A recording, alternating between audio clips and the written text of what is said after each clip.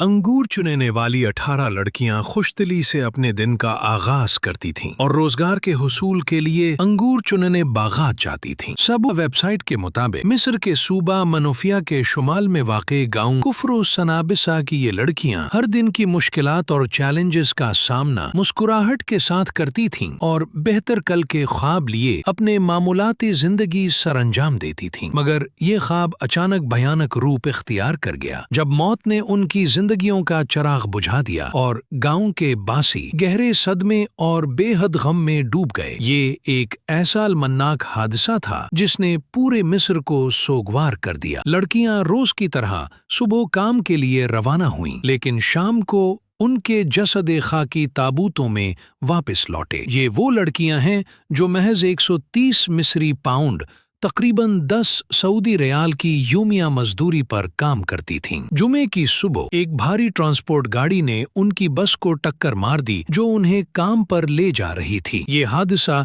मनोफिया के अशमून मरकज के करीब रीजनल रोड पर पेश आया, जिसके नतीजे में 18 लड़कियां और बस का ड्राइवर हलाक हो गए, जबकि 3 लड़कियां अस्पताल में जिंदगी और मौत की कशमकश में हैं। मकामी जराई के मुताबिक हलाक होने वाली लड़कियों की उम्रें 14 से 22 साल के दरमियान थीं। उनमें से कुछ अपनी घरों की वाहिद कफील थीं, जबकि कुछ ने तालीम अधूरी छोड़कर घर वालों की मदद के लिए काम शुरू किया था।